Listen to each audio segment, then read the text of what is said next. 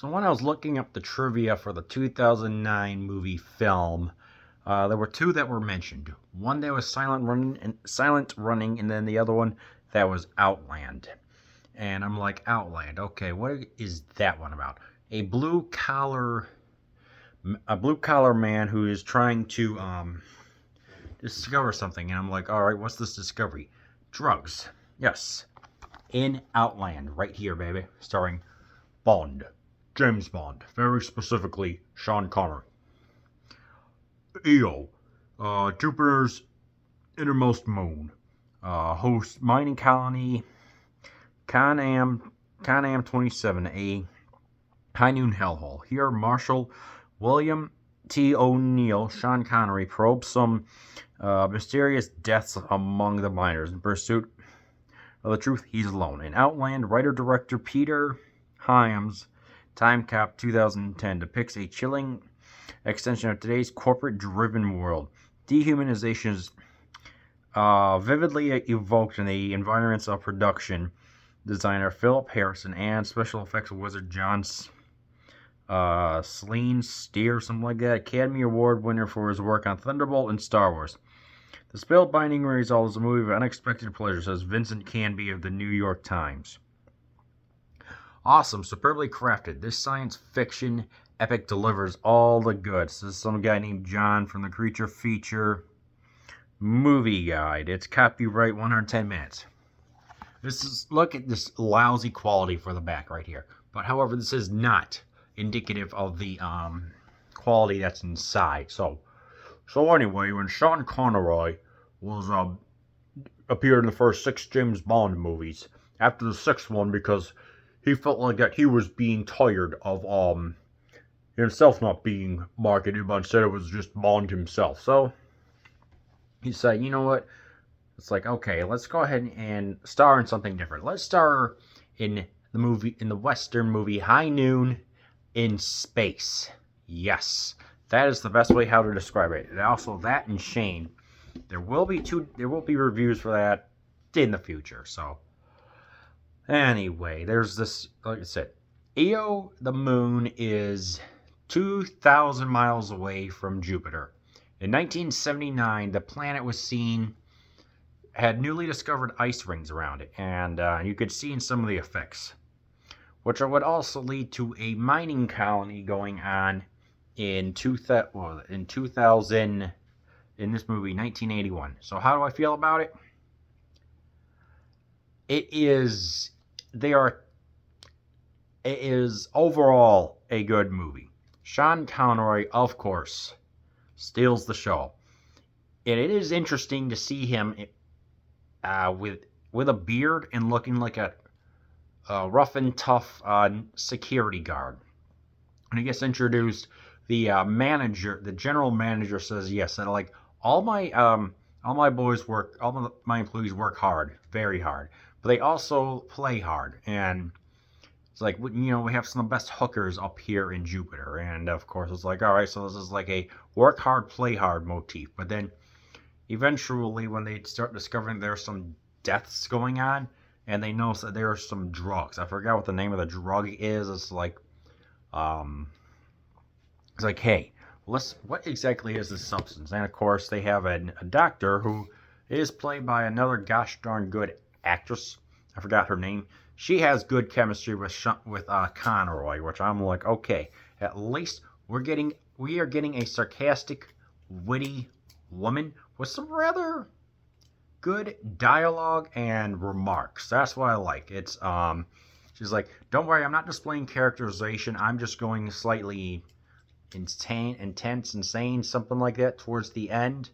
And it's like how she's able to at once be sympathetic at the same time, no nonsense. I like that, and it kind of deals with the more silent, but still there O'Neill character. And these two really do steal the show. What I've noticed is that this movie wants to have stakes, but it's more low-key stakes with a slow to somewhat medium burn. It's like we get to see some of the interiors, and it's like yeah, it's like the interiors is where some stuff happens, but at the same time, it's like, it's everything subdued inside some rather tight corridors for the most time. I will admit I was a little bored for like the first, I don't know, 45 minutes where not too much, where some stuff happens, but I wanted a little action before we got to seeing when the drugs start coming in and actually Conroy starting to kick some non-Bond butt, you know? So, uh, but it flows well. It's like, I would, I watched this in chunks. The first one was an hour and 13 minutes, and then the rest, and then like the rest 35, 40 minutes. Because it's like when they start discovering the drugs on the computer, there's, like I said, a dialogue and there's witty banter going on, but also at the same time, the discovery of a dangerous drug that is actually provided by the higher ups more than just the general manager. And they say, like, yeah, we give them these drugs. It's like, we will inject these drugs in them. That way they can do, what was that, 14 hours of work in 6 hours, and the miners barely feel anything as they are trying to obtain some element. I forgot what it's called, and of course it's like it. It's like that makes the people above me happy, and the bonuses make the workers happy. And it's like for the first 11 months, the 10, 11 months, they don't feel anything in sunlight. This is when the drug slowly starts traveling up the old spine through the pons right here to the cerebellum and causes them to lash out and go a little ludicrous. Like if you took like Walter White quality meth, I guess when Tuco takes it, and it just you know what scene I'm talking about in Breaking Bad, and it just this it's like this stuff does show its effect. It's like this is a movie that has both show and tell, and for a while it's like it finds I've noticed it finds the right balance between what the stakes are and what the delivery is. The delivery is worth it in the last 30 minutes. Those scenes alone where they're outside of the mining colony, wow, beautiful miniatures or sets, matte paintings, getting the actors inside the suits just so that they can prance around. It is stunning to look at, and the build up was worth it. It really, really was, and I'm like, wow.